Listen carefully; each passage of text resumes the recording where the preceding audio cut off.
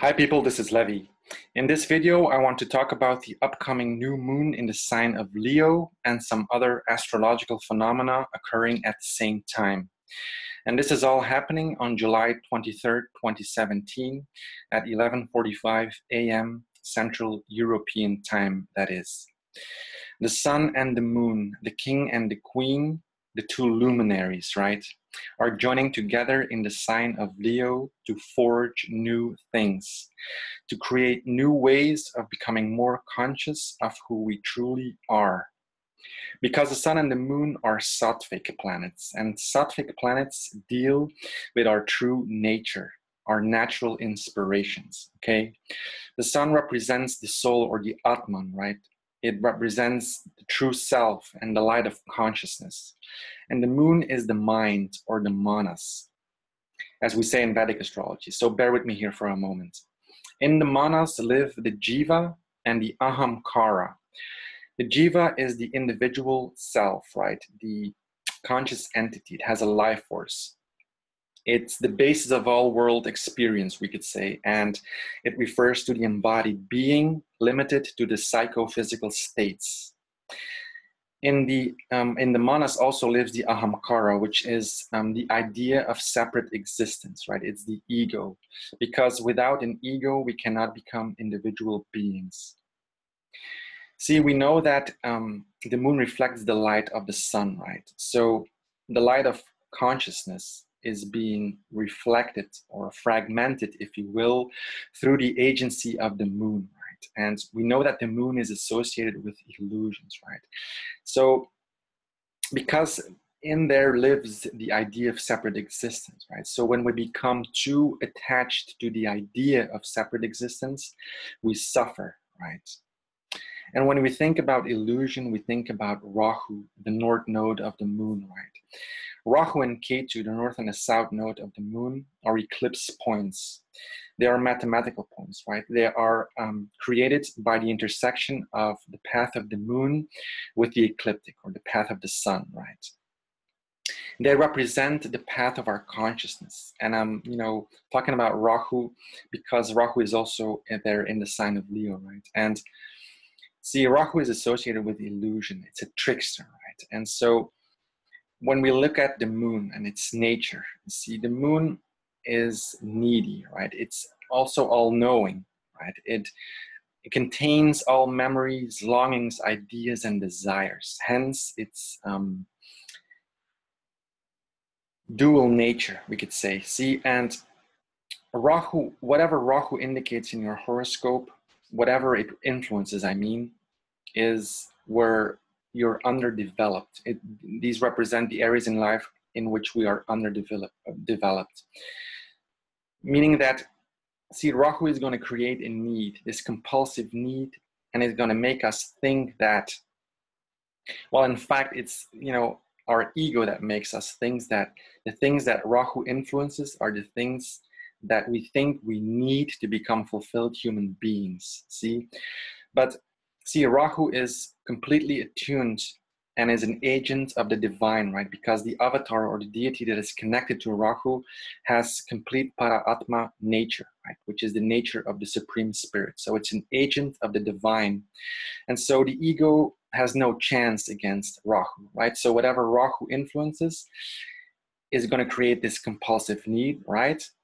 But this is coming from the ego, okay? So in that sense, Rahu is a trickster because it's going to trick the ego, meaning that the ego is going to think that when I get this, I will be fulfilled, right? I'm going to get this.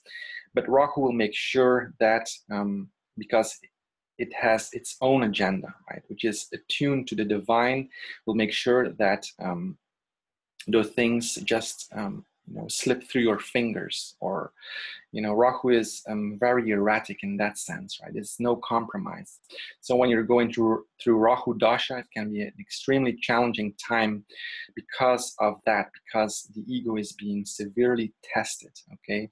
And the ego, the only thing that the ego wants is to convince itself that it's alive, right? Now, sages throughout the ages, have communicated that there is a state of being which is beyond the shackles of the ego. So hence the difficulty, and hence the associations of illusions. Okay, when we think about the moon, right? So the sun and the moon are coming together in the sign of Leo. What is Leo all about? Leo is a Sattvic sign as well. Sattvic signs, is again, deals with our true nature.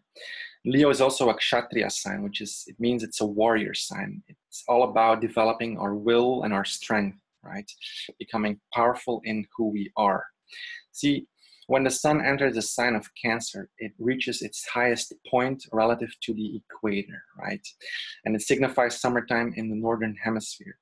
But again, it reaches its highest point. That's why the sun and the moon, the king and the queen, are attributed to these signs. Right? It's the highest point relative to the equator. So when the sun enters Cancer, it enters a movable or a cardinal sign. And cardinal signs deal with action and initiative, right? So why? Because in a cardinal sign, the sun is going to set new goals to travel to the next cardinal sign, which is going to be Libra in this case, right? So, and on the path in Leo, when it enters Leo, it stays fixed on its course there. So Leo is all about consistency, right? It's ruled by the sun, and the sun is a consistent planet. It's about staying true to one's dharma, to the path, because Leo is a fire sign, and fire signs deal with dharma and inspiration, okay? So, you know, in Jamini, it is given, Jamini Upadesha Sutras, it is written, Leo remaining wild beasts of prey, one's own home remains, right? Wild beasts, especially large cats, are associated with leadership, right? Becoming a true leader, staying connected to your heart, to what you deeply want and desire, okay? Now, one's own home remains means that, you know, it could mean that, you know, feeling peace or becoming peaceful with where the world puts you, okay? Becoming happy with where the world puts you. Finding dignity in all circumstances, right? Leo is all about dignity. Becoming the king, right? King is true to its path, and this is all, you know, reflected or represented by the sign of Leo. Leo is about sharing, right? It's about becoming a true authority, right? Through authority to the path of the divine, right? Okay, so enough about that. Now, there's other astrological, you know, things happening. For example, Leo sign is being, you know, under the influence of 3 manifesting planets. And this is applying Gemini's second source of strength. This is when Jupiter, Mercury, and the Lord of a sign, when a Rashi aspect or conjunct a sign, they give it manifesting strength, right? I made this video about Taurus a couple of weeks ago. Right? Taurus manifests big time, okay? And this is applying the same technique. So Jupiter is a Rashi aspecting from Libra, the sign of Leo. The Lord of Leo, which is the sun, is transiting Leo, and Mercury is also there. So we have the 3 manifesting planets influencing the sign of Leo, giving it great manifesting potential. That's one thing. Another thing is that Mars is combusted by the sun. Okay, now what happens during a new moon, right? During a new moon, the sun combusts the moon, right? See, because we can't see the moon. So whatever moon represents at the time of the new moon is not able to manifest yet. Okay, that's why we advise people to not start new, you know, not start implementing new projects and ideas, you know, until the moon has entered the next sign, right? Because, you know, it's during a new moon, it's starting its waxing phase, right? So it's growing phase, so it will grow things on an external level. Okay, so it's the time to create new things. But on the time of the new moon, the energies are unstable, so we just need to step back and let the moon and the sun do their dance, right? And from there, things will grow naturally. So, but the thing is that the moon is combusted by the sun, right? And also Mars is combusted by the sun. And Mars will be combusted by the sun until the 2nd week of September. Meaning that, you know, Mars is not visible either, right? It's behind the sun. It is blocked by the rays of the sun. any planet that is conjunct the sun is agitated by the sun, especially combust planets suffer the most. So in respect to what Mars represents as an indicator and also as a ruler of 2 houses in your horoscope, you can feel or experience some agitation or frustration, or just, things may not work out as smoothly as you might wish, okay, during that time. It's not a bad thing, but it's something to be conscious of, okay?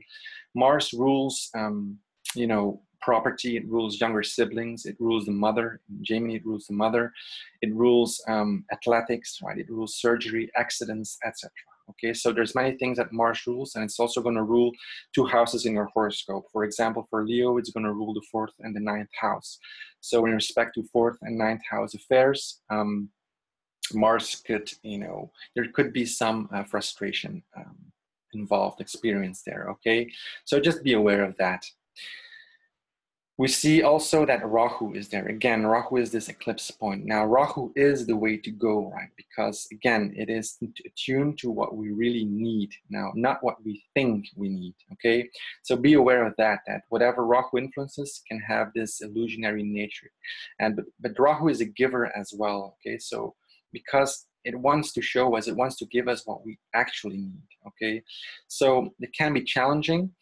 But because of the nice trine that is happening between Mercury and Uranus, right? See, in developing our consciousness, we need to become secure in our individuality, right? By expressing our creative potential. And so the things that Uranus influences in the horoscope, right, are the things through which you're going to develop your individuality. So when we have a trine between Mercury and Uranus, Mercury, rules the intellect. Mercury rules our skills, right? Our communications, our ideas. It rules over litigation. It rules over man-made law, right? It rules over friends, speculations, gambling, investments, etc. Okay, these things are under a great there's a great aspect going on between Uranus and Mercury. It's a trine, right? So Uranus always wants to free ourselves from things, okay? It's revolutionary. It's highly creative because Uranus wants to bring out the light of the soul, right? The soul, again, is the sun, right? And the sun is the 1st planet. And Uranus is a 10th planet. So they are numerologically associated, okay? Or related, we could say, because they both carry the number 1. So, and occasionally Uranus is visible, right? So it can give some concrete manifestation because it's only the, the personal planets, Sun through Saturn, that can give concrete events, right? The transpersonal planets, Uranus, Neptune, and Pluto, are the things that work behind, under the surface, we could say. They're the real transformational forces, okay? So keeping that in mind, it's a great time for revolutionary ideas, new ideas in respect to all the things I just mentioned, okay? And because of the nice harmonious aspect between those planets. Okay, then, and you can also see it here on the chart wheel perspective here, right? Uranus is trining Mercury, or Mercury is trining Uranus rather, okay, on the day of the new moon. Great. And you can see here this blur of blue, right? This is the combustion, right? This is the sun combusting the moon. It's a new moon and Mars, okay?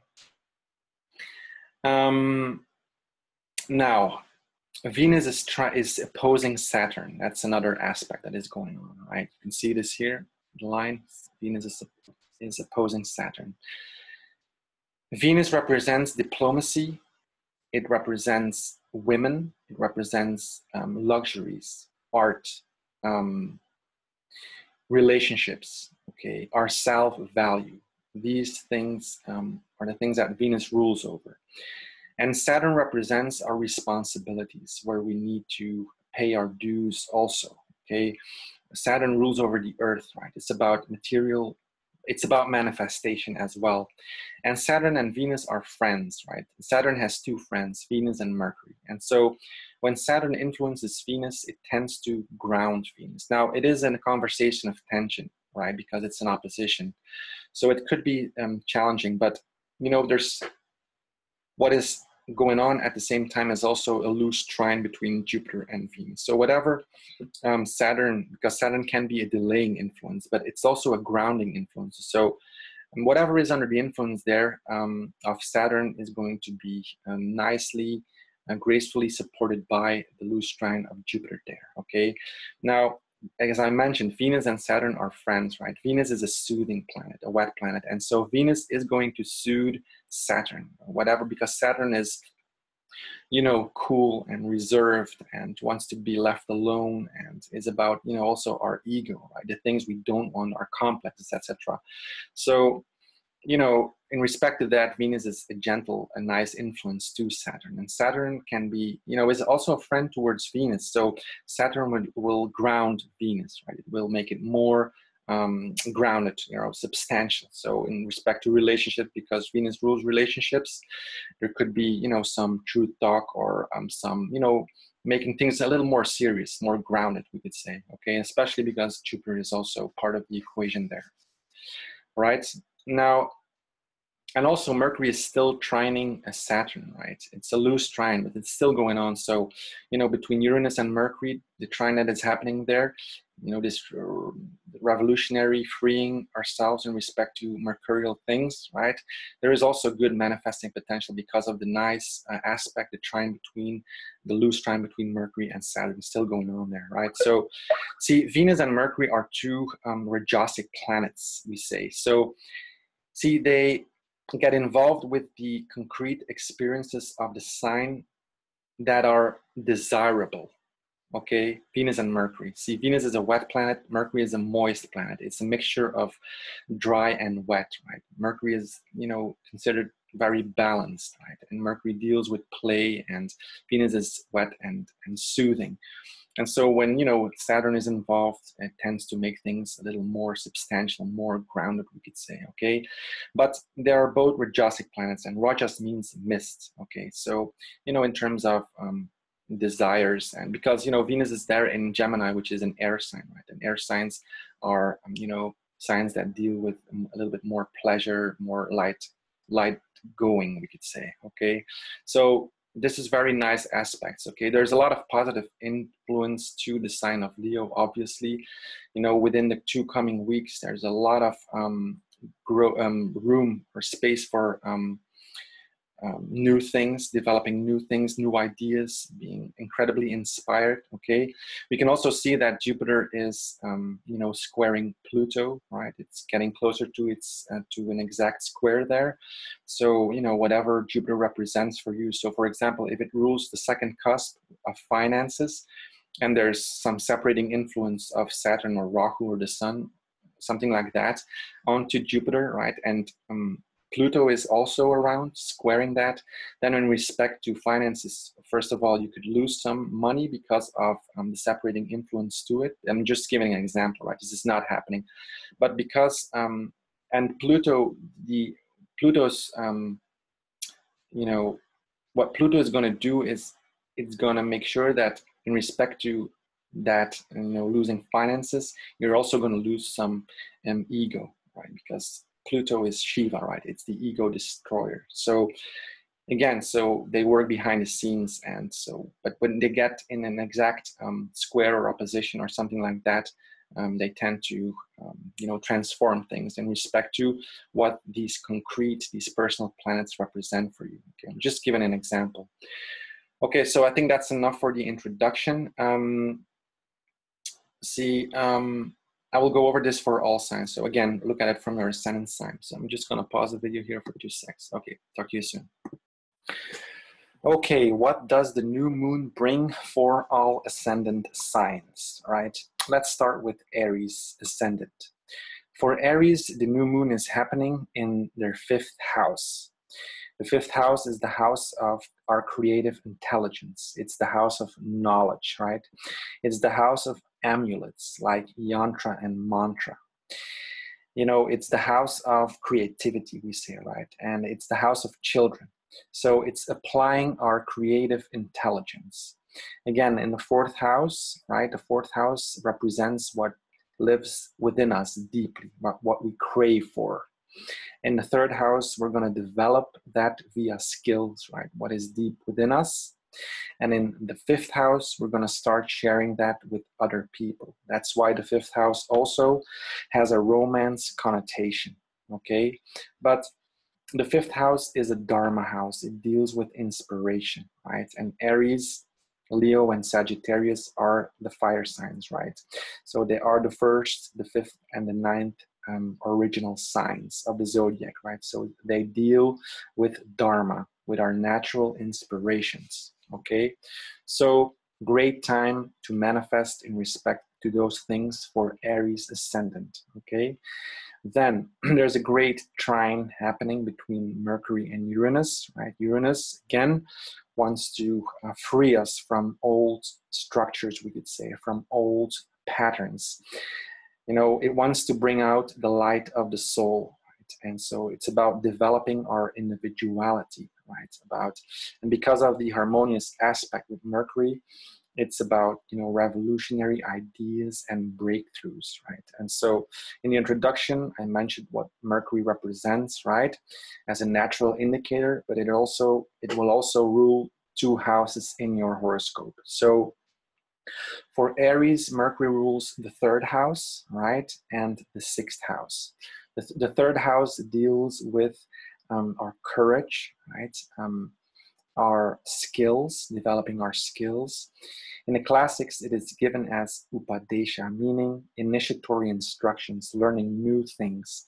Okay, it's about our technical intelligence. It's about dealing with employees, right? It's about siblings. It's about short trips. All things that are kind of difficult, we could say, okay? Also, the 3rd house deals with deprivation of parents. So in respect to your parents, there could be some, you know, breakthroughs, we could say, because of Mercury Uranus there, okay? So, you know, the 3rd house is also a house of commerce, right? Because the 3rd house is all about competition, okay? So, you know, we need competition, right, to, for, you know, doing some commercial activity, we could say, because in fact the 7th house is the house of business. See, the 3rd house is more about competition. In that sense, it relates to you know, commerce, and you know, Mercury rules commerce as well, right? So also the 3rd house is associated with the performing arts, okay, like dancers and musicians. And you see that, you know, Venus is transiting the sign of Gemini there, the 3rd house for Aries ascendant, and you know, Saturn is also aspecting it, and so making it more real, we could say, more grounded, okay? Now, Mercury also rules the 6th house for Aries ascendant. So the 6th house deals with, you know, applying our intelligence to solve the problems of the world, right? Our daily activities. Like the 6th house is associated with injuries and cuts, right? And wounds and debts, paying our dues. You know, it's a Dushtana house. So, you know, it deals with trouble, we could say, solving problems. But, you know, most importantly, the 6th house is the house of intelligence. It is ruled by Mercury, right? The original 6th house is Virgo. So Mercury is all about discernment, right? Virgo is all about discernment. Mercury is about excreting, okay? It's about getting the best out of all situations, right? So excreting what is not soothing anymore, any longer, right? This is what Mercury does. And so these things, you know, are under, you know, the influence of the Mercury-Uranus trine, right? Again, liberating ideas, okay, in respect to all those things, business, etc. Okay. Then also Mars is combusted by the sun. Mars rules the 1st house for Aries, right? And it rules the 8th house. The 1st house is our body, our health, our appearance, our ability to cognize, right? And our swadharma, our natural inclination, right? Because it's both a trine and an angle house. Again, angle has to do with action, and trines with dharma, or, you know, inspiration. So it's important. So in respect to 1st house affairs, there could be some, you know, frustration felt there.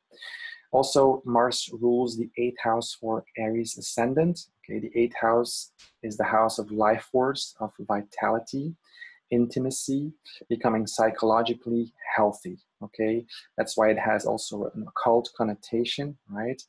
Occult affairs. It's also related to inheritances, like the finances that you, or the, you know, money that you get from other people, we could say, and other institutions, because it is the second from the seventh, right? The seventh is the partner, and the second is a wealth connotation, right? So the second from the seventh is the eighth. So the money, the wealth from the other is the eighth house. It's coming to you. So, okay, these things, you know, there could be some frustration in respect to those things, or things might not seem to flow, you know, in the best way possible, we could say, for those coming weeks until the second week of September. So it's nothing to be afraid of. Just, you know, be aware of it and don't get frustrated too easily, right? If you know, you can kind of anticipate. Now, because, you know, Venus and Saturn are in the third house there, right? Of also our intelligence and our, you know, tackling problems. And Jupiter is still loosely trining Venus there, right? It's a very benefic influence, right? And so there's more positive than negative, okay? Of course, it always depends on your personal horoscope, right? So, for example, if you have Mars, for example, squaring Uranus or something, it's possible that at the same time, because of the position of Uranus in your horoscope, that Mars is trining your natal Uranus, you see? So these are very general, you know, overviews, right? This is what is happening for everyone, okay? So please keep that into consideration, okay? Okay, so that is what is happening for Aries, right? So great inspirational time for Aries, for sure, okay? And especially because there's such great manifesting strength to the sign of Leo there, because applying Jamini's second source of strength, the three manifesting planets are influencing and are giving power to the sign of Leo there, okay? So let's move on to the next sign, which is Taurus, okay? So for Taurus ascendant.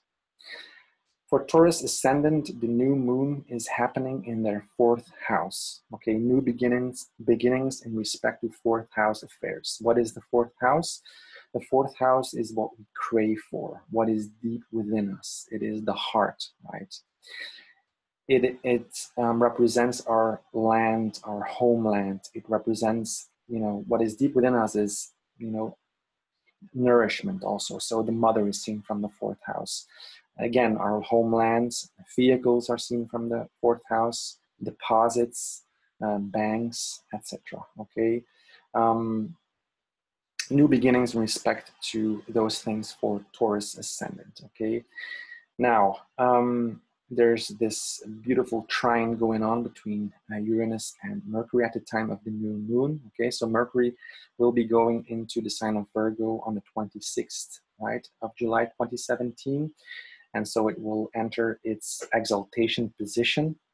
Okay, and so whatever is being, you know, created by the trine there, right, the insight or the sudden breakthroughs in respect to mercurial things, right, they can, you know, progress and be built upon when Mercury enters in the sign of Virgo, right, because there it is exalted and it's in great dignity to produce, because Mercury is one of the three manifesting planets, right?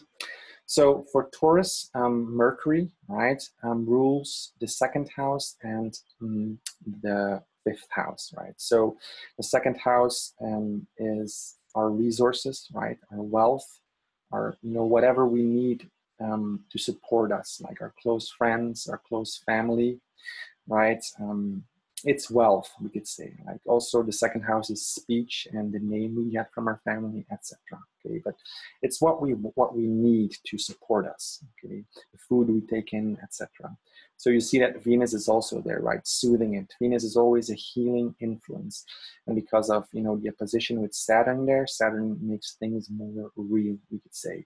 Because Jupiter is still in the loosely trining Venus there as well, right? So it's a very positive influence because Jupiter always gives grace, whatever it aspects, especially when it's trining a planet. It's great, you know, it's the greatest influence, we could say. Okay, but the point was that Mercury rules the second from Taurus and it rules the fifth again, all right? The fifth deals with our creative intelligence, knowledge, okay? Creativity, children, amulets like yantra, mantra. You know, it's applying our creative intelligence, right? Again, so what is in the fourth is deep within us, and in the fifth house, we're going to start sharing it. So it has a romance connotation as well. It has sharing your heart with another person, right? The fourth, again, is what is deep within you, and the fifth, we're going to share that with another person, right? So when you share love with another person, you know, a child can be created, right? And so the fifth house is also related to consistency because, you know, the original fifth sign is Leo and it's ruled by the sun, and the sun is all about consistency. Consistent in, you know, the path, in the connection with your heart and your soul, right? On being consistent on the path, being true to oneself, right? Being a true king and a true leader, right? Doesn't mean have, you know, you need power, right? But okay, so Mercury is, you know, influencing, is ruling that house. So this house is under great benefic influence, especially again because Mercury will be transiting Virgo, right? Its own exaltation sign a little later on, like 3-4 days later. Okay, so you know, again, right? Uranus, the freeing aspect. So great ideas in respect to those things, okay? In respect to finances and, you know, creative intelligence. Now, Mars is combust, right? I mentioned also in the introduction. And Mars for Taurus ascendant rules the 7th house, okay? And it rules the 12th, right? So in respect to 7th and 12th house affairs, there could be felt some agitation, some frustration, but don't worry about it too much, right? Just be aware of it, and so you can counter it, right? But because of the great aspects happening, there should be no problem in doing that. Nonetheless, you know, Mars will be combust until the 2nd week of September, right? So just keep that into consideration. Now, for Taurus ascendant, the 7th house, right, is ruled by Mars. The 7th has to do with, you know, one-on-one relationships, you know, long-distance travel, business deals, right? Whatever you project onto the world is the 7th house, right? So these things could be, you know, not always going, you know, as smooth as you might wish, we could say, okay? And then also Mars rules the 12th house for Taurus there. So the 12th deals with losses and expenses and vacations, isolated places. It rules research, you know, long-term investments, bed pleasures, the imagination, right? Dreams, etc. So, all right, you can see how this plays out for you. But, you know, because of, again, because of, it's a great manifesting new moon, right? So I just want to focus on this new moon because it's so positive. It has so much potential, and let's see how this plays out in the next coming 2 weeks, okay?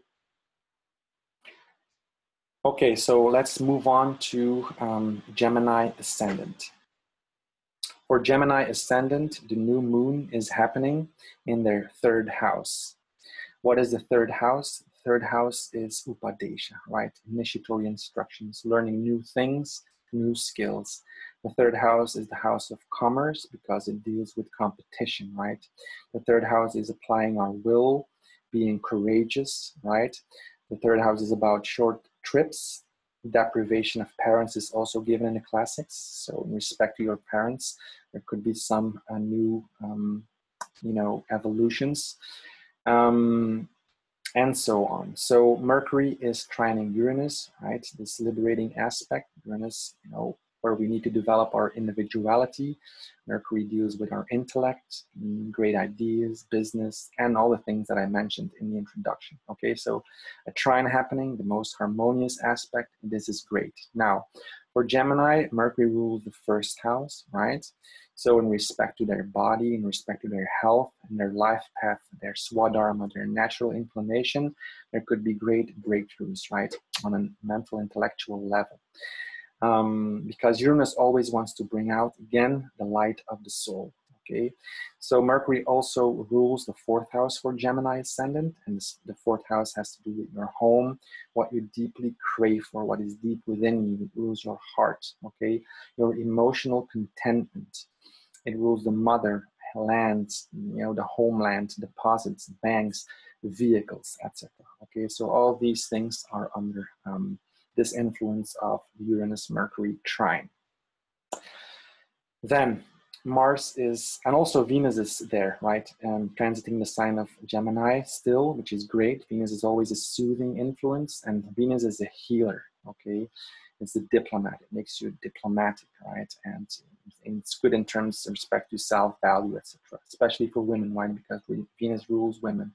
Also in terms of relations, respect to relationships, because Saturn is also aspecting Venus there, and Saturn is always, you know, a sobering influence, or making things more real, we could say, more grounded. Okay, it is an opposition, but the trine with Jupiter is still, you know, gracefully supporting this configuration, we could say. Okay, so Mercury also, so I mentioned that. So then also Mars is combusted by the Sun. So in respect to what Mars rules, okay, in your horoscope, for a Gemini ascendant, Mars rules the 6th house, and it rules the 11th, right? The 6th deals with our daily struggles, right? It's about applying our intelligence to tackle the problems of the world, right? The 6th house, the key word is intelligence. Okay, it's, you know, dealing with wounds, cuts, injuries. It's dealing with all the struggles of daily life, we could say, okay? It's also a house that is related to one-pointed focus. So if you're into meditation, you know, there could be some more frustration in respect to those things as well. And then Mars also rules the 11th house for Gemini ascendant. You know, the 11th is larger social networks, we could say, you know, larger social groups. It's an Upachaya house, right? It's the strongest growing house. It grows over time. You know, the 11th house is the house of gains. Okay, so for example, if you're self-employed, the money that comes in before it gets taxed is seen from the 11th house. Okay, also domesticated animals are seen from the 11th house, right? It's where you get a gain from, like chickens give eggs, cows give milk, etc. Okay, and in the classics, what is given for the 11th house is acquisition of various objects. Okay, so it deals with what we desire on a material, worldly level. Okay, so these things, there could be some frustration in respect to those things, but, you know, don't be afraid of that. There is so much benefic aspect and benefic influence going on, and because, you know, the great aspect of Mercury and Uranus there, you know, will make us, you know, find solutions. Mercury, right? Find solutions and to move forward and to break through old patterns and to renew. Okay, and Rahu is also sitting there indicating that this is the path or the way to go. Okay, so I think that's enough for Gemini, right? Ascendant. Okay, so let's move on. Okay, now for Cancer ascendant, the new moon is happening in their 2nd house. What is the 2nd house? The 2nd house supports the 1st house, right? Whatever supports you on your life path is seen from the 2nd house, like food, resources, right? Your money, wealth, okay? Like this could express itself in collections, gems, jewels, and money, as I said, okay? Your close friends and your close family. Okay, the 2nd house is again speech, the name you get from, you know, your parents. etc. Your self-value, right? Your responsibilities. The second house has much to do with being responsible, okay? So you're also the food you take in, etc. So new beginnings in respect to those things, right? Then again, Mercury is trining Uranus, right? There's this great aspect. Uranus wants to break free, right? It wants to develop our individuality, okay? And it's trining Mercury there. So you can look at what I mentioned, you know, in the introduction, what Mercury rules over, but it's also going to rule two houses in your horoscope, right? And so because there's this great benefic aspect going on, it's worth mentioning. So for Cancer, Mercury rules the 12th house, right? Gemini is the 12th house, and it rules the 3rd house, Virgo there, okay? So great breakthroughs in respect to those things are possible, okay? So the 3rd house deals with, again, upadesha, initiatory instructions, all right? Learning new things, new skills, applying your will and your courage. Commerce is seen from the 3rd house because it is about competition, right? Short trips, dealing with siblings is also the 3rd house. Deprivation of parents, as I mentioned before, right? So in respect to those things, there could be, you know, it's a benefic influence, like good insights are possible there, like breakthroughs in respect to those things. This applies, you know, it could apply for you. And then the 12th house rules expenses, losses, vacations, okay?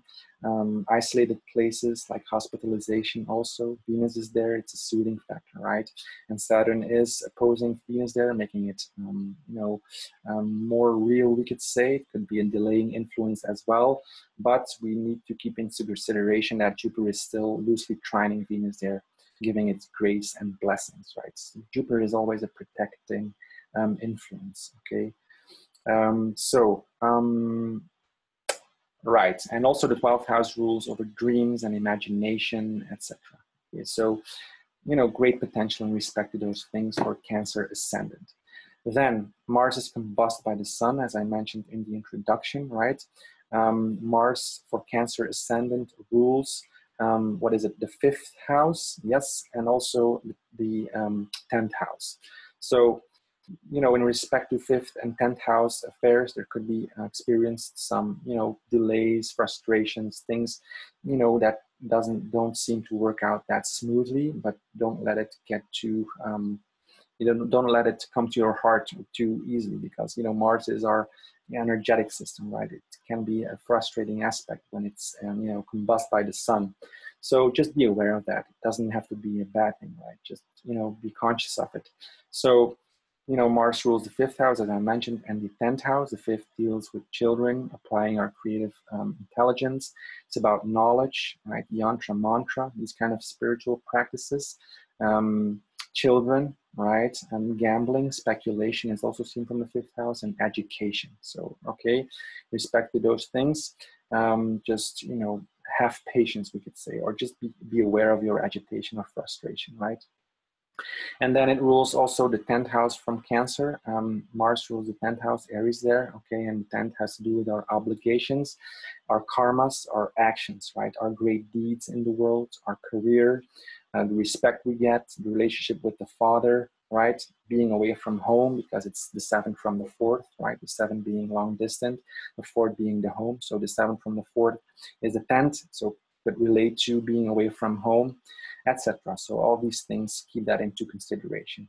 Okay, so, but, you know, there's a great influence of Venus there in 12th, right? So for the dream life, for example, in terms of respect to vacations, some leisure time, you know, Venus is transiting, but Saturn could, you know, indicate some, you know, responsibilities to fulfill in those things, or some delays, etc.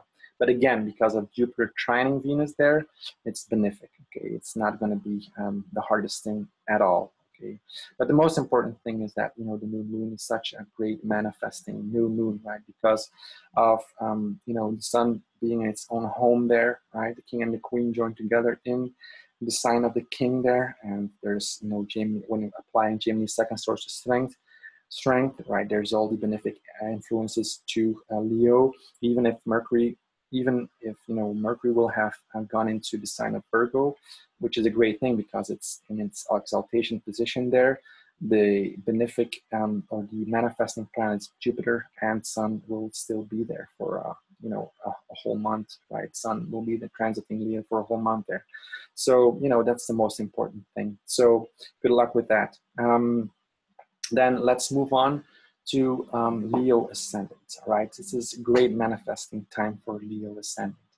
For, you know, it's happening in their first house on their ascendant sign. What is the first house? Again, it's the body, our appearance, our ability to cognize, to grasp things, you know, our strengths and our weaknesses, right? Our swadharma, our natural inclination, our true path, right? So big time inspiration there for Leo. Mercury is trining Uranus, right? And it's happening in the sign of Leo. It's conjunct Rahu, so indicating that it is the way to go. There could be some, you know, illusionary influence to the whole thing, but nonetheless, you know, Uranus, Mercury in a trine is just great. Just keep it grounded, I would say, okay? Now, Mercury for Leo ascendant rules the second house, right? And it rules the 11th. So in respect to finances, you know, close family, close friends, the food you take in, speech, right? The name you get from your father, is all the second house, I mean. Your self-value and your responsibilities, right? So all these things are under, you know, the influence of the Mercury-Uranus trine. So, you know, epiphany, breakthroughs are possible, okay? Obviously, it's going to depend on your natal horoscope, right? This is a general overview, okay? And also, it rules the 11th, I said, right? So for Leo ascendant, 11th again has to do with groups, larger groups, like larger social networks. It deals with, you know, gains, okay? Money that comes in before it gets taxed, etc. It's an upachaya house, meaning it's a growing house. It's the house of titles, right? That's why our title's seen from the 11th. See, the 11th house is the second from the 10th house. The second has a wealth connotation, and the 10th is about our status and our, you know, the power we get. So the wealth from, you know, our career, our deeds that we perform in the 10th house is expressed in the 11th house. It can be expressed as a title, receiving a title, for example, okay? But most importantly, in the classics, what is given is acquisition of various objects, meaning that it deals with what we long for on a material worldly level, what we desire on a material worldly level, okay? That's what the 11th house is. So in that sense, it's the house, a house of a financial house as well, a house of gains, we could say. And Venus is transiting the sign of Gemini there as well, okay? So that's kind of a double benefic influence, okay? So breakthroughs in respect to those things, okay? Now, Mars is combusted by the sun, and for Leo ascendant, Mars rules the 4th house, and it rules, what is it, the 9th house, right?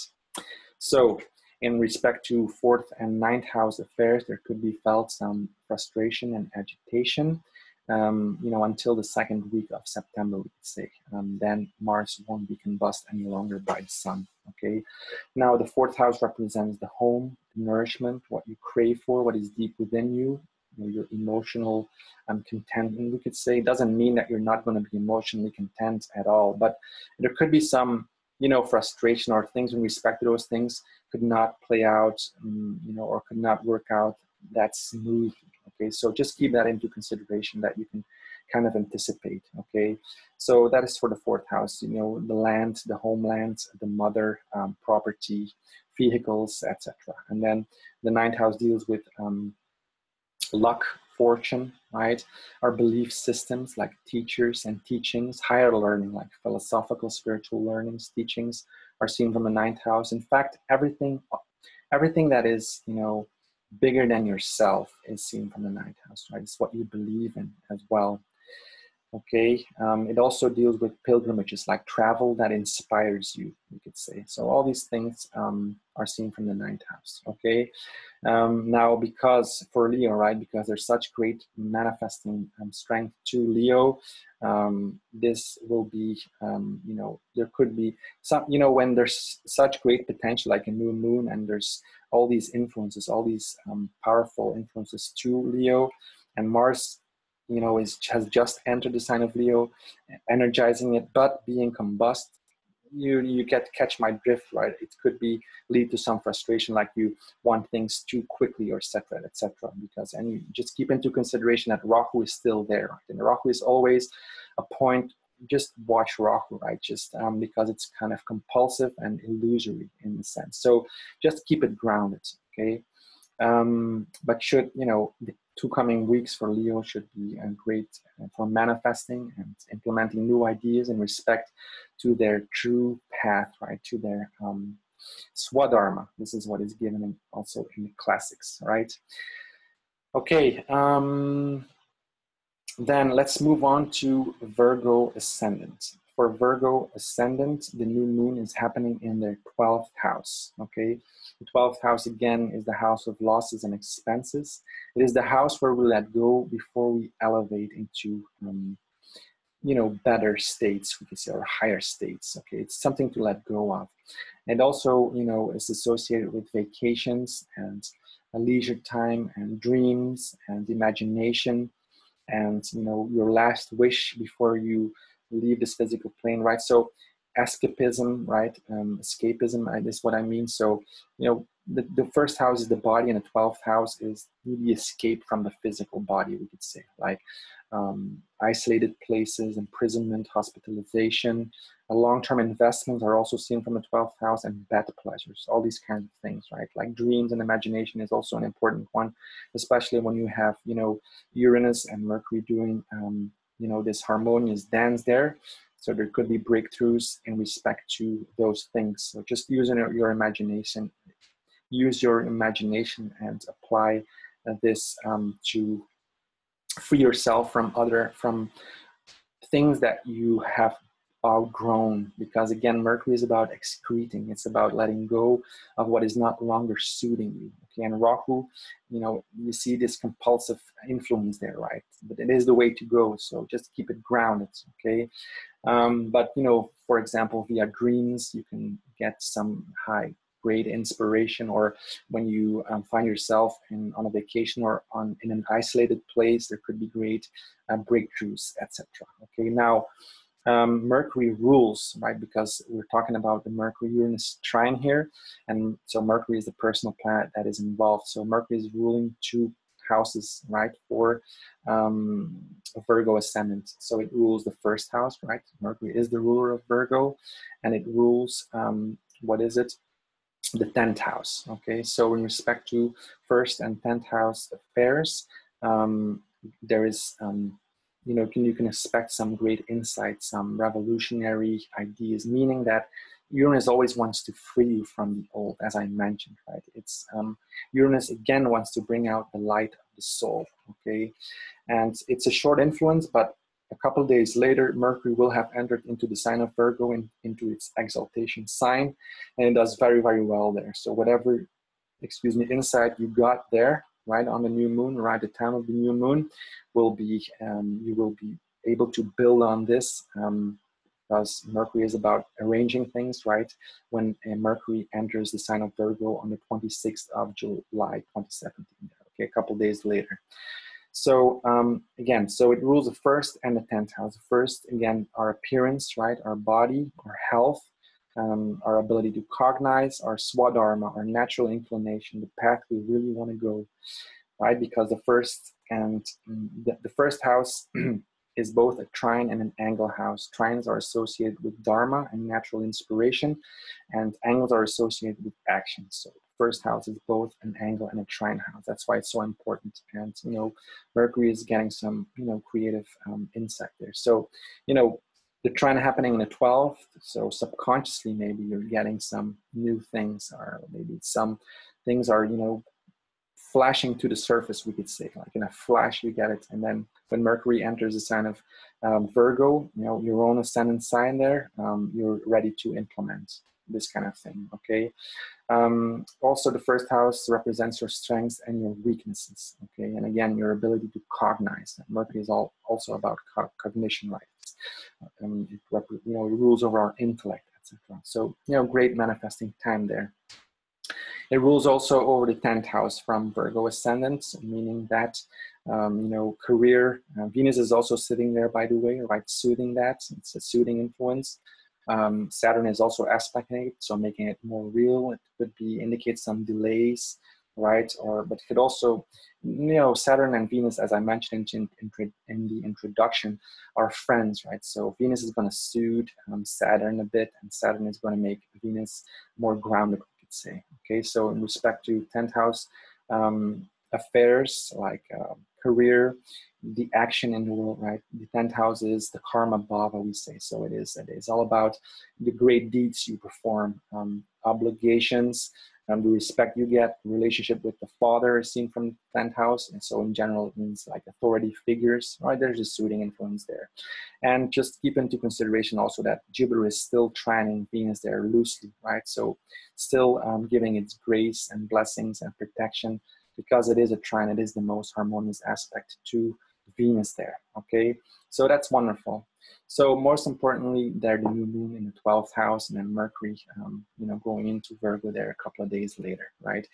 And the eclipses are also coming, right, in the coming month, right? In August, we have 2 eclipses. So it's going to be very interesting because there is an eclipse happening in the sign of Leo as well, okay? So a lot of Leo stuff going on, right? Leo season. Very well, so let's move on to the next ascendant, which is Libra. Okay, so what does the new moon bring for Libra ascendant? For Libra ascendant, the new moon is happening in their 11th house. What is the 11th house? The 11th house is acquisition of various objects. This is what is given in Brihadarashtra Shastra, which means everything that you desire on a worldly material level, we could say, okay? The 11th house is an upachaya house. It is a growing house. It grows over time. It deals with titles, right? Receiving titles. It deals with larger social networks, okay? Again, it's a growing house. So it's also about gains. So because your gains can grow in the 11th house. When there's manifesting influence to the 11th, gains can grow, okay? The 2nd and the 11th are, also finance houses, right? Well, you can look at several houses for finances, right? Like the 8 and or also it can also be seen the 7th as well. So, but the 11th is the house of gains. Okay, so and it's like gains that when you receive money, right? If you're self-employed and you receive income, it's the income before it gets taxed. That is what the 11th house is all about, okay?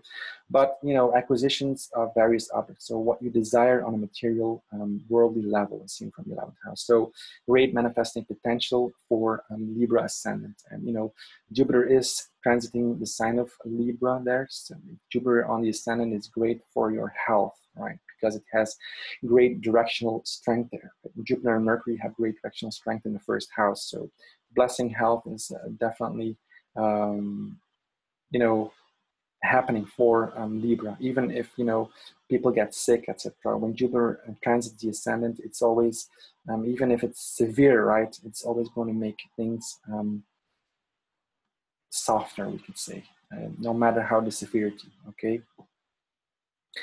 Okay, so that is for the new moon. Now, the trine between Mercury and Uranus, as I discussed in the introduction, is happening also there, right? But Mercury rules the 12th house for a Libra ascendant, right? So in respect to the Uranus-Mercury trine there, this is happening, or this is applying for a Libra ascendant to their 12th house. Okay, it's also happening, first of all, in the 11th house, right, where the new moon happens, but Mercury rules the 12th for Libra, right? So it's going to play out on that level as well, or it could, right, depending on your personal horoscope, okay, of course. So, but for Libra, it Virgo rules, Mercury rules the 12th house, and it also rules the 9th house. Okay, the 12th again deals with expenses and losses, vacations, long-term investments, the imagination, dreams, right? Isolated places, etc. Okay, things that, you know, escapism as well. The first house, again, is the house of the body. The 12th is the escape from the body, you could say. So that's why it has these connotations like dreams, etc. And so Mercury, in respect to those things, you know, for Libra ascendant, there could be great breakthroughs in respect to, you know, 12th house affairs. Now it also rules the ninth. The ninth deals with, you know, pilgrimages and travel that inspires you, right? Higher learning, right? Because this is a good one, because Mercury Uranus in Mercury Uranus trine there, higher learning, you know, your belief systems, teachers, right? The ninth house is whatever, you know, everything that is bigger than yourself, what you believe in, like if you believe in God or in whatever. It's also associated with astrology, for example, right? And Venus is sitting there as a soothing factor. It is being opposed by Saturn, making it more real. Like it could be some delays, but again, Saturn and Venus are friends. So Venus is going to soothe Saturn. Saturn is going to make Venus a little more grounded, we could say. Okay.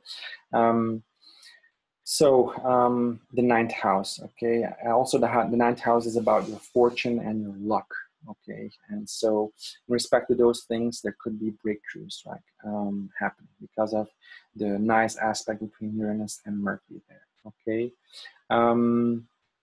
And you know, Jupiter is transiting the sign of Libra still, so that's great. Now there's some other news as well. So Mars was combusted by the Sun, right? And Mars rules the second house for Libra as well as the seventh. So in respect to those things, you can experience some agitation, okay, some frustration perhaps, or maybe things don't work out you know, that smoothly, but don't, you know, just be aware of it. It's not a bad thing, right? Just keep patience, I mean, be patient, and just, yeah, be aware of it, be conscious of it, we could say, okay. So Mars rules the second and the seventh. The second has to do with your, you know, resources, right? Finances, etc. Could mean like this. It could also mean close relationship with close families and close friends. You know, your wealth, etc. Also speech, also the food you take in, etc. And the seventh house, excuse me, also ruled by Mars there for Libra ascendant, is about one-on-one relationships, right? It's about long-distance travel, about, you know, business. The seventh house is what you project out there, okay? First is you, and also the spouse is seen from the, you know, it's all one-on-one relationships, including the spouse, okay? Of course, and so in, you know, respect to these things, there could be some, you know, delaying aspect, because combust planets can delay things as well. Could be some frustration because, you know, any planet that is combust is, you know, close to the sun, it's conjunct the sun, and it's going to feel some frustration there. It's possible, but because of all the harmonious aspects, because, you know, Mercury is trining Uranus, and then Mercury will enter the sign of Virgo there, in its own sign, well, in its exaltation position there. And because Jupiter is still trining Venus, and, you know, there's all these, Mercury is also still in a trine, a loose trine to Saturn. There's so much harmonious aspects going on that this is a great time for, you know, manifesting. And so the 11th house is all about gains. So, you know, putting yourself out there in the world, you know, connecting to larger social networks, we could say, and, you know, receiving some gains in respect to those things is definitely possible. Again, it's going to depend on your personal horoscope, but, you know, generally speaking, the influence is there. Okay, so that was it for Libra ascendant. Now let's move on to Scorpio ascendant. For Scorpio ascendant, the new moon is happening in their 10th house, okay? The 10th house is the house of our career, right? Our obligations is what we say, okay? The 10th house is the is the karma bhava. Again, it is the, karma means action. It is the house of performing our great deeds, okay? Doing the right thing is also seen from the 10th house. 10th house deals with authority figures, right? It deals with getting respect. With authority figures, you know, the 10th house is seen or relates to the actions of the father. Right? In that sense, authority figures. The 10th house relates to being away from home, again, because it's the 7th from the 4th, right? You know, but it's about our deeds, performing our great deeds. Okay, so in respect to those things, great manifesting potential for Scorpio ascendant for sure. And Mercury is transiting there, the last degrees of Leo, and it's trining Uranus, right? And so Uranus is all about developing our individuality, great breakthroughs, right? It's a trine, it's the most harmonious aspect, right? It's an aspect of ease and breakthroughs on a mental, intellectual level, okay? So look at, you know, what Mercury represents, right? I talked about in the introduction, and all these things it rules over, right?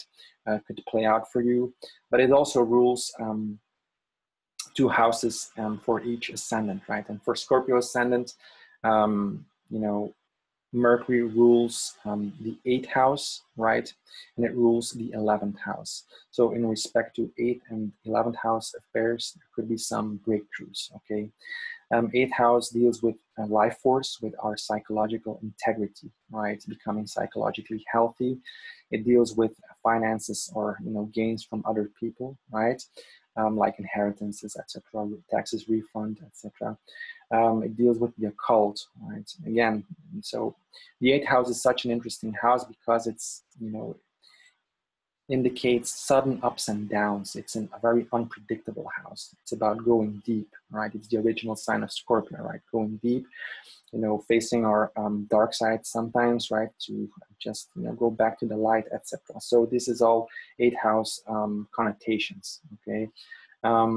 So, you know, great influence there, you know, because Mercury is ruling it and Uranus is trining it. So because Uranus is, again, wants to bring out the light of the soul. It's always kind of a shocking experience, and because of the trine, it's making it really beneficial, right? Like it's like an aha moment, you know, you can experience, okay, in respect to those things. Now, Mercury also rules the 11th from Scorpio there, which is Virgo, right? And the 11th has to do with acquisition of various objects. So what you desire on a material level, on a material worldly level. The 11th house is a house of gains. Again, right, it's an Upachaya house. It grows over time, right? It you know, represents, you know, deals with titles, you know, receiving titles, larger social networks, you know, connecting to larger social networks. And so in that sense, it also relates to business, okay, and to, you know, commerce in that sense, okay, because again, it has to do with desires on a material acquisition of various objects. So what you desire on a material and worldly level. And this is, you know, mostly being expressed by gains, okay, the gains. When we look at the 11th house from any house, it is the gain from that house.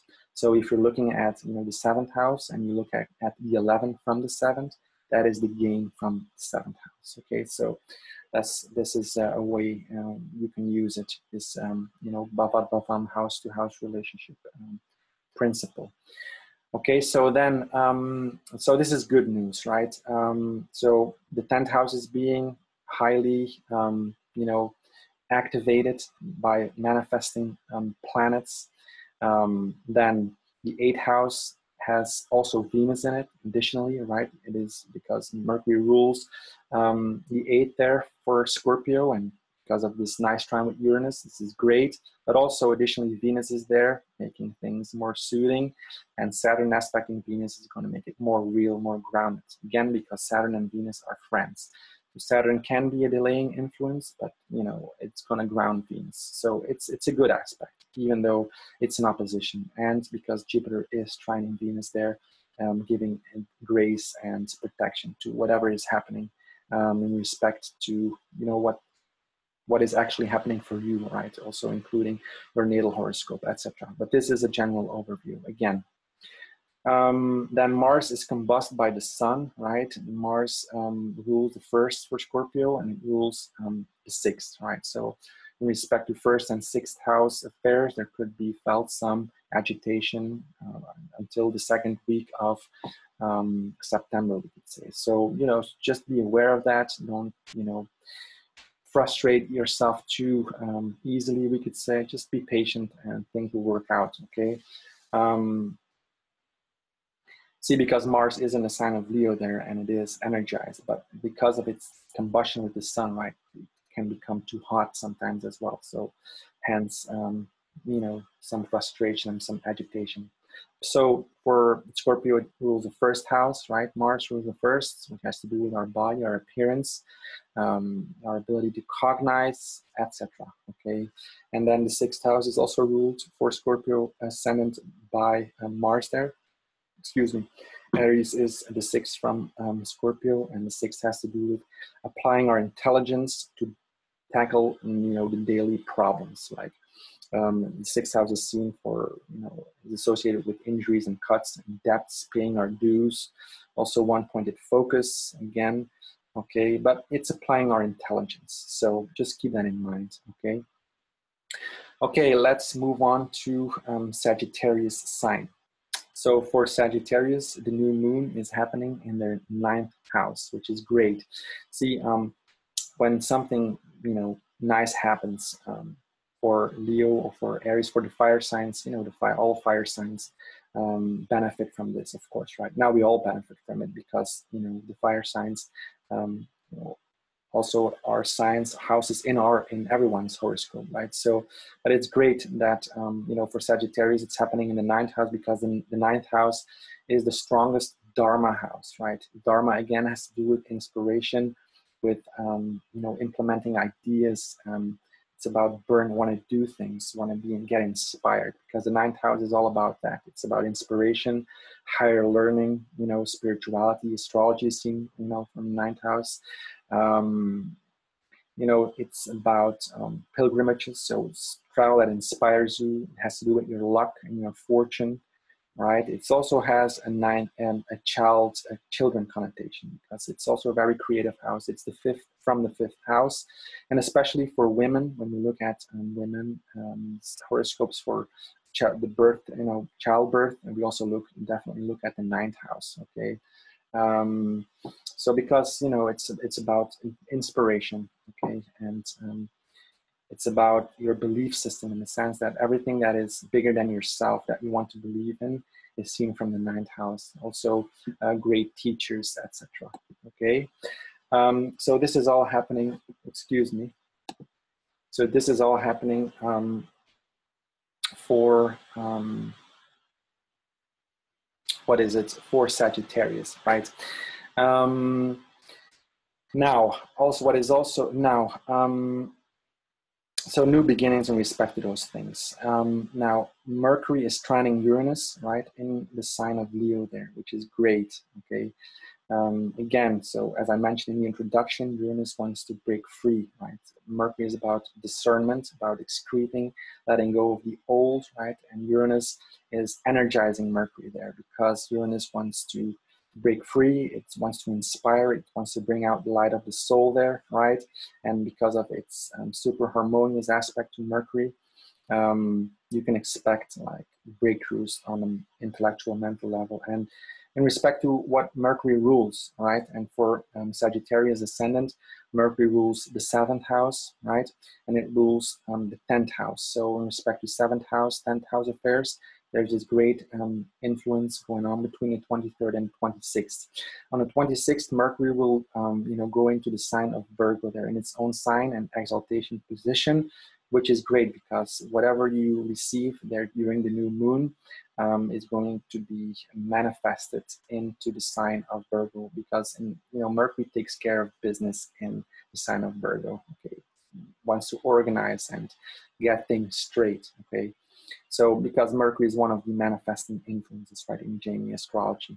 So, but Mercury rules the 7th and the 10th, as I mentioned. So the 7th deals with one-on-one relationships, with long-distance travel, with you know, business, right? But things that you project out there. Okay, the spouse is also, you know, one-on-one relationships, etc.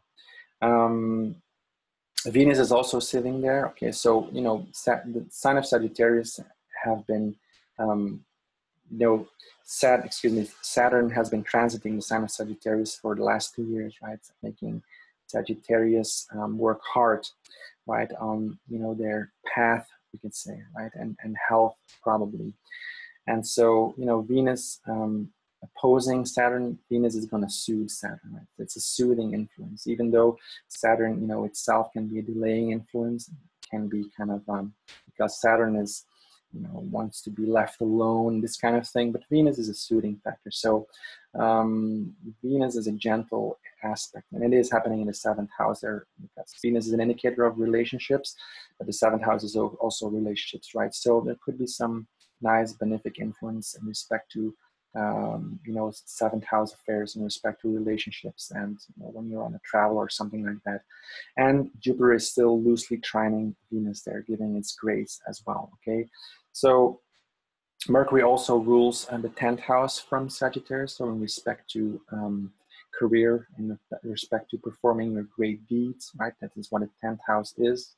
It's the karma bhava, right? Action bhava, performing great deeds.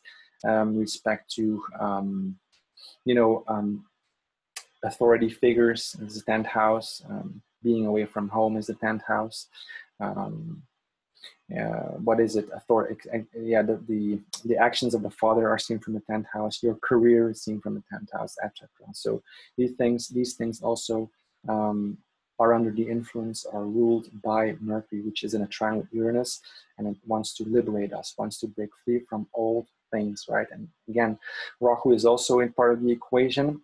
Rahu is the way to go, though it can be it is an illusion. It can be, you know, Rahu is associated with illusion, right? And so just be grounded there. But I think Saturn is going to do the job there because, you know, it is transiting the sign of Sagittarius. So great manifesting influence in respect to 9th house affairs, right? You know, also in respect to relationships, because Mercury rules the 7th and the 10th in terms of in respect to career. Okay, some breakthroughs. You can expect some breakthroughs. Okay. Also, Mars is combusted by the Sun. Okay, and for Sagittarius, Mars rules the 12th house, and it rules the 5th house. Right. So the 12th again deals with our you know, losses and expenses, right?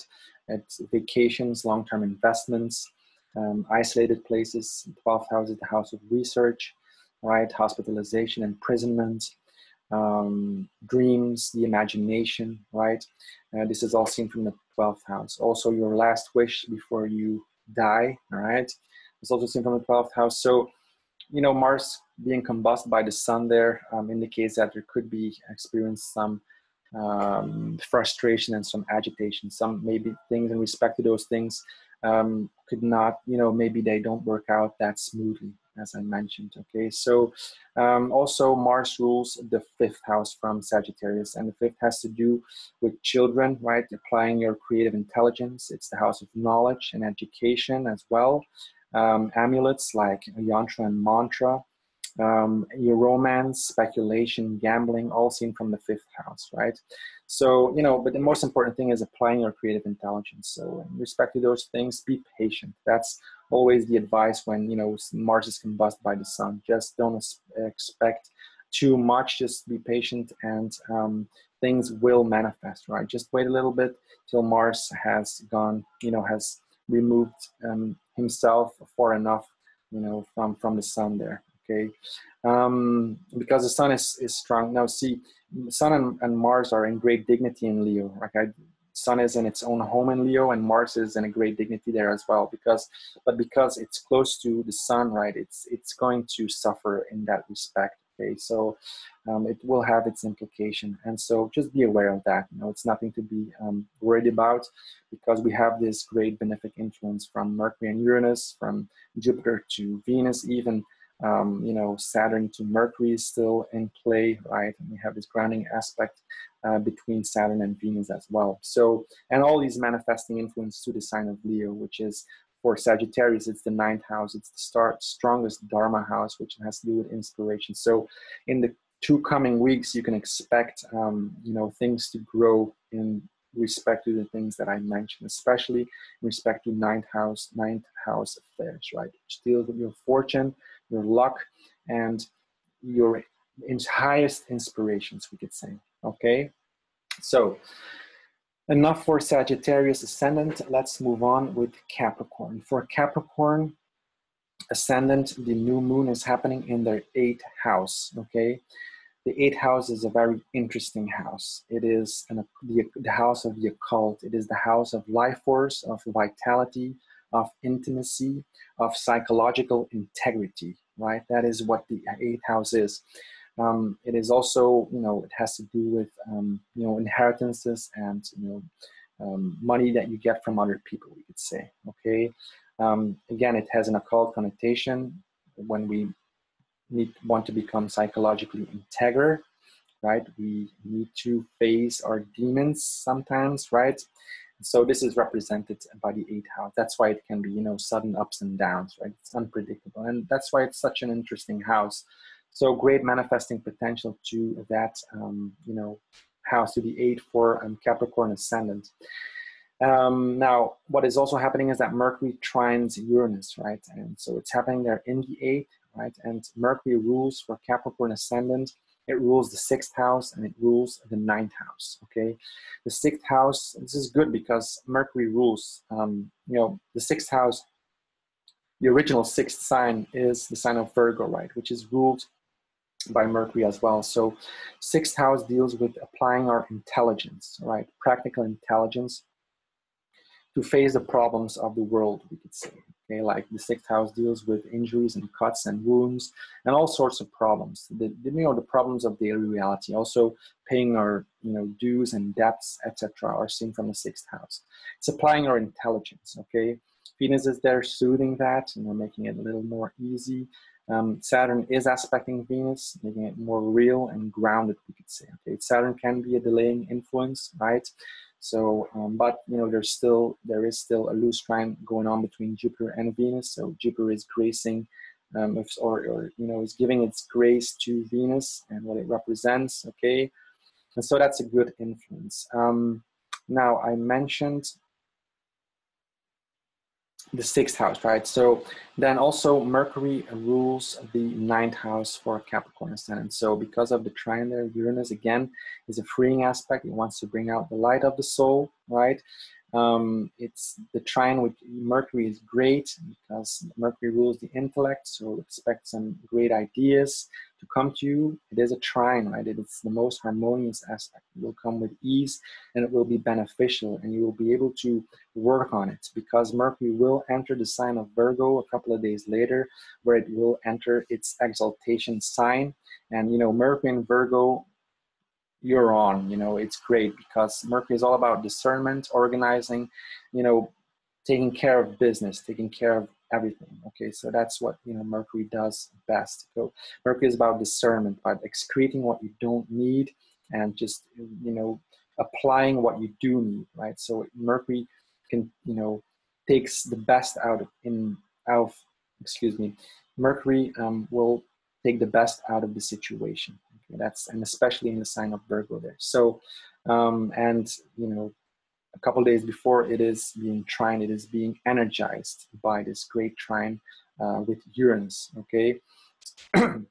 Excuse me. And so this is happening in the 9th house for Capricorn ascendant. Okay, so the 9th again has to do with our luck, our fortune. It's the strongest Dharma house. Dharma means inspiration. Okay, our 9th house deals with higher learning, spirituality. Astrology is seen from the 9th house. Any philosophical higher learning, great teachers, right? And your beliefs and your wisdom, right?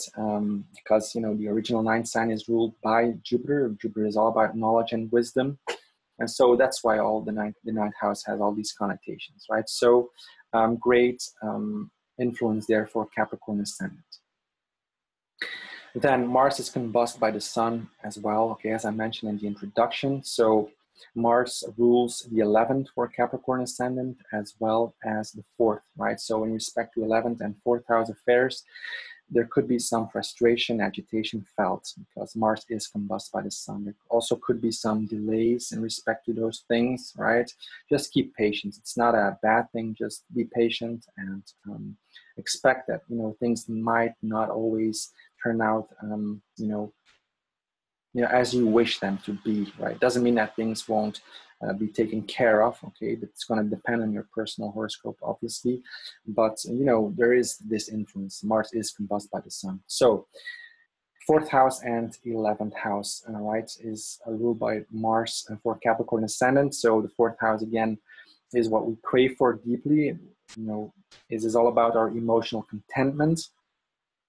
It represents the mother, right? Mother's nourishment. So in that sense, what we deeply crave for, it's our heart. In that sense, our emotional contentment. It rules over vehicles, okay, banks, deposits, land or property, etc. So that is for the 4th house. And then Mars also rules the 11th from Capricorn, which is Scorpio, and the 11th is an Upachaya house, okay, it deals with gains, right, larger social networks. It deals with titles, recognition, we could say. It's also rules over domesticated animals, right? It's the house of gains, and most importantly, it is, acquisition of various objects, which means whatever we desire on a worldly level, right, on a material worldly level, is seen from the 11th house, okay? It has to do with desires as well, but on a material worldly level again. So these things, just be patient in respect to those things. But all in all, there's just such great benefic influence, gentle aspects happening. So enjoy these coming 2 weeks, right? All right, so most important thing, again, for Capricorn, it's happening in the 8th house, right? The new moon happening in the 8th there. There's Mercury ruling the 6th and the 10th house, right? Excuse me, the 6th and the 9th house. And Mars is going to frustrate, agitate a little bit, the 11th and the 4th there, okay?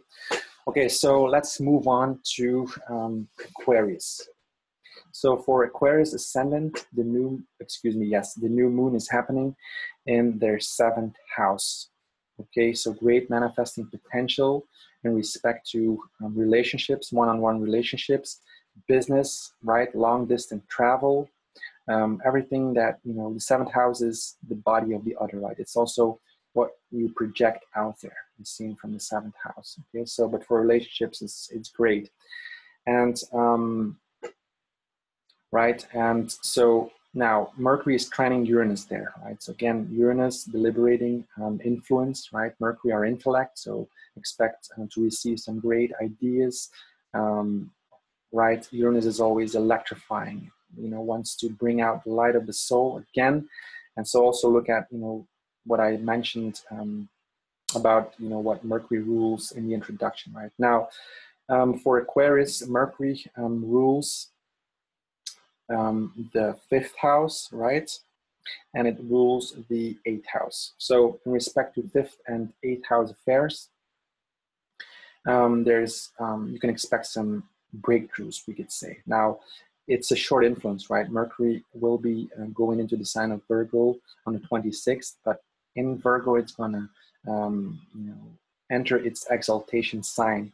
And so whatever you receive in, during the new moon, because of Uranus Mercury trine there, you can be sure that you can implement it and work on that when Mercury enters the sign of Virgo, okay?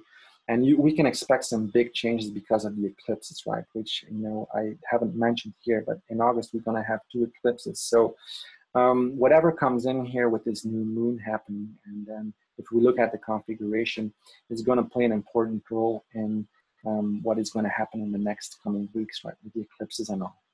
But as to continue here, Aquarius, for Aquarius ascendant, Mercury rules the 5th house, and it rules the 8th, right? So, so the 5th house deals again with our knowledge, applying our creative intelligence, right?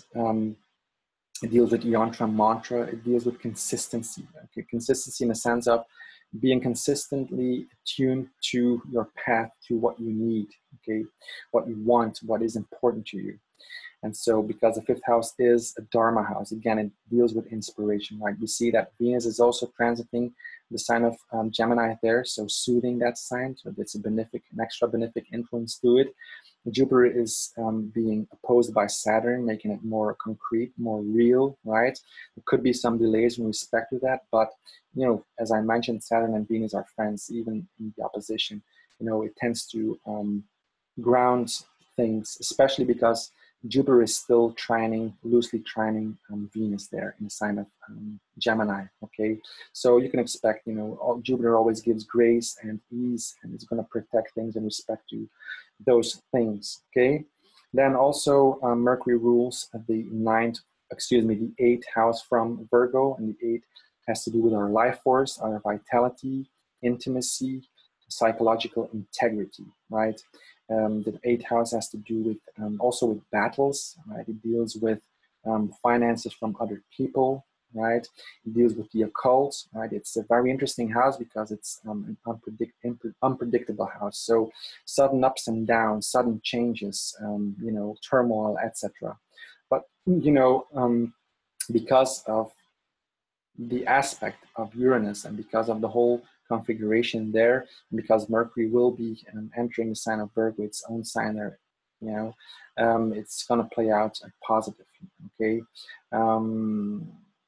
So that's it for what Mercury will do there with the trining with Uranus, right? So in respect to fifth house and eighth house affairs for Aquarius ascendant.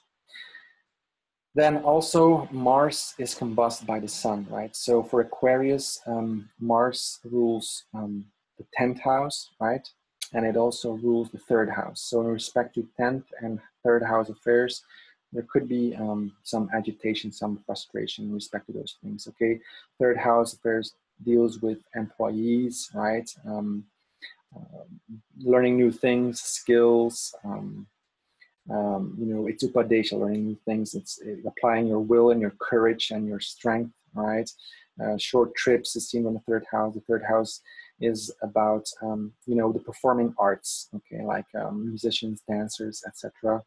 3rd house deals with commerce, right? Because it's all about competition, right? And to be commercial, you need to be competitive, right?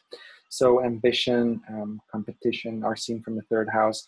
And the 3rd house is applying our technical intelligence, see, because it is upadesha, so it means learning new things like the ABC, learning a new language, learning new skills, right? The 3rd house is all about skills, are seen from the 3rd house. Also, deprivation of parents is given in the classics, you know, in respect to, you know, what's your parents are going through or something like that, okay?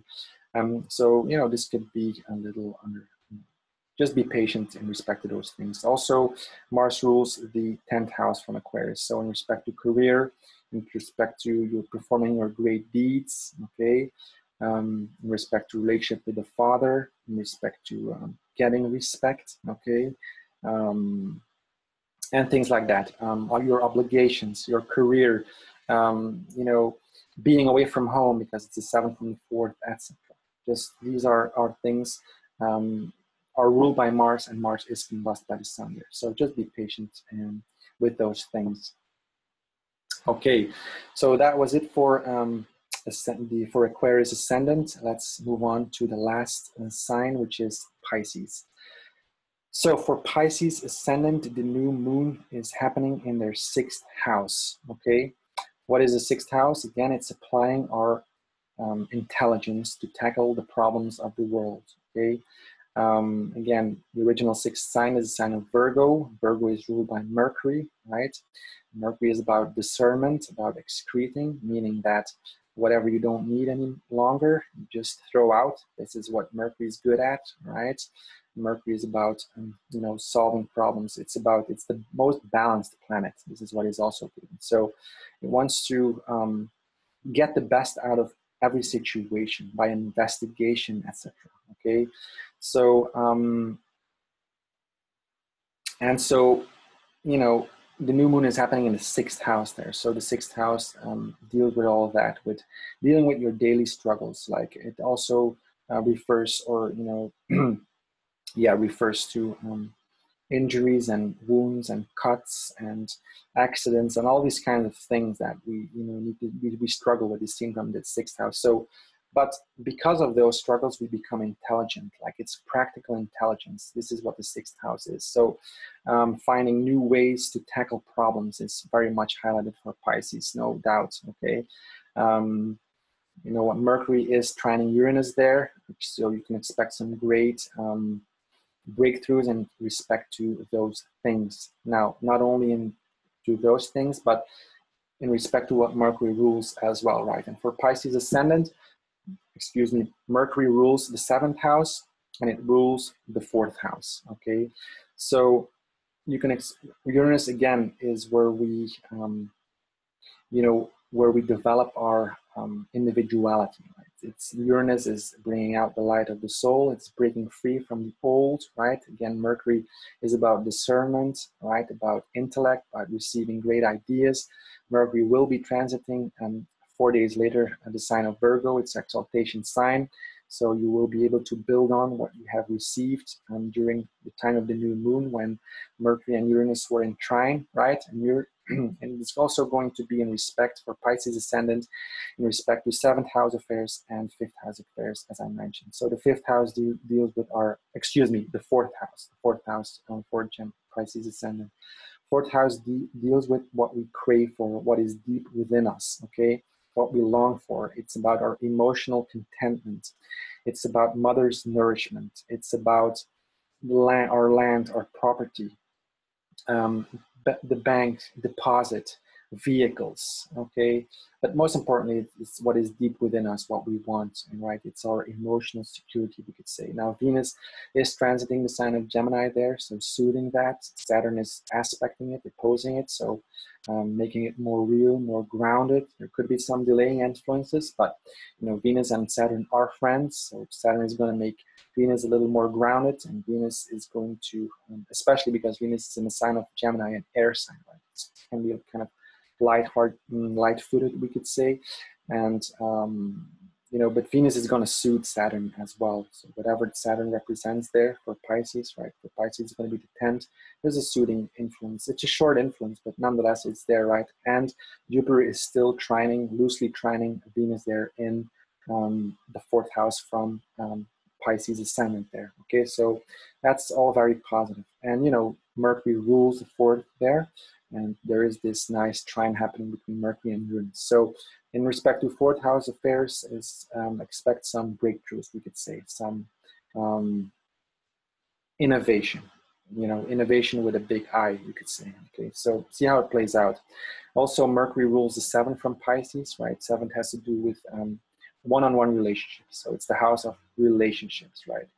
With the big R, in the sense that, it's everything that you project out there. So everything that is coming back to you as well, right? What you project out there, because you're never going to attract anything that you don't project out there. Okay, so one-on-one relationships, business deals, because seventh house is the house of business, right? The seventh house is the house of long-distance travel, because it's 180 degrees away from the ascendant, your body, right? So represents long-distance travel as well. So in respect to those things, expect some breakthroughs, okay? And especially because Mercury is going to enter the sign of Virgo there on the 26th, which is great, right? Now, again, also just want to mention for Pisces ascendant, like I was talking about the new moon in the sixth house, right? And also Rahu is there, right? And the Rahu can be, just keep your feet on the ground with Rahu, because Rahu is always kind of a tricker. It's a trickster, right? It's just keep your feet on the ground, especially because Mercury is very close to Rahu. So Rahu is going to, have its way with that. But nonetheless, trying with Uranus there, it's going to, there's some potential for great inspiration there for right? And so, Mercury will be transiting a couple of days later the sign of Virgo. So we will be able to build on this, to manifest this, to organize it, right? And so that's important. Now, for Pisces ascendant, what is also happening is that Mars is combust, right? It's combust by the sun. So in respect to what Mars rules as a natural indicator is, the things that I mentioned in the introduction. there could be felt some frustration and agitation, but also in respect to the things that Mars rules, right? And so for Pisces ascendant, Mars rules the second house and it rules the ninth house. Okay, so in respect to those things, be patient. Just don't expect things to work out that smoothly always. It's not a bad thing, but just, be aware of it, be conscious of it. So, Mars rules the second house, which deals with whatever you need to support yourself, right? Like your resources, the food you take in, close friends, close family. The second house is the house of your responsibilities as well. Okay, your wealth, like it rules collections, gems, jewels, all right, stones, etc. Okay, also speech is seen from the second house, etc. Okay, all these things are under the influence of Mars. There, Mars is being combust, and also the ninth house. Okay, Scorpio is a ninth house for Pisces ascendant, and so ninth house deal with our belief systems. Okay, higher learning, right? It's a Dharma house, right? It deals with inspiration, pilgrimages, like travel that inspires you. All these things, they're just be patient. There is the advice I would give. Okay, so I think that's enough for this forecast, right? I hope you enjoy, right, and enjoy what is happening, right, in the coming 2 weeks when the moon gets fuller, right, and I hope this is beneficial to you. And if you want a reading, you can always contact me via Lada's website, right, and you can schedule a consultation if you want to go a little deeper into your own horoscope, because again, this is a general overview, right? This is happening for the collective, right? It's again, for example, if Mars is like I had, for example, when Mars was squaring Venus, when Mars was squaring Uranus, I had at the same time Mars trining my natal Uranus. So that was, for me, it was a very good time, I could say. Okay, things like that, So, all right, take care and talk to you later. Bye.